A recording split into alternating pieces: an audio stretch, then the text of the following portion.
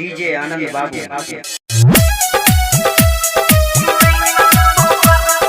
DJ Vikas Riga Sitamarhi.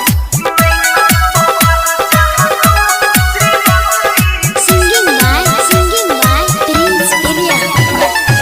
रुगे सनम कहां से चलेली देखै के अपन यादा पागल बनैली लागई छोले भी जान हमारा के पारन तोरे पहाड़ दम लागल छोटियान नैना तोहर जहा तू श्रीवल्ली करै छौ मन काबू गे नैना तोहर जहा तू श्रीवल्ली करै छौ मन काबू गे।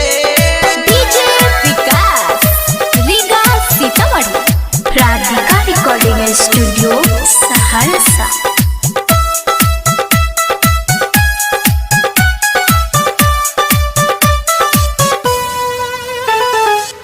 माथे के बिंदिया या भोरे के किरण चलै छी चाल जेना हिरनी नियन माथे के बिंदिया या भोरे के किरण चलै छी चाल जेना हिरनी नियन लागै छी आसमान के गति सनम बदल को गति साचे कहै छी ओ बैसली दुहारू नैना तोहर जादू श्रीवल्ली करै छौ मन काबू गे नैना तोहर जादू श्रीवल्ली करै छौ मन काबू गे।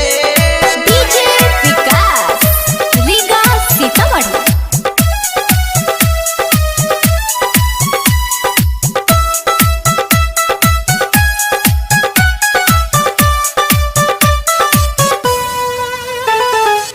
कते तरपै भी तू हमरा के रानी बस गेली दिल में तू बन के कहानी कते तरपै भी तू हमरा के रानी बस गेली दिल में तू बन के कहानी बाजे छो जब काम के पायल दिल के हमरा करै छौ घायल दी राजा पीरी सावा के जान चाही तू नैना तोहर जहा तू श्रीवल्ली करै छौ मन काबू गे नैना तोहर जादू श्रीवल्ली करै छौ मन काबू गे।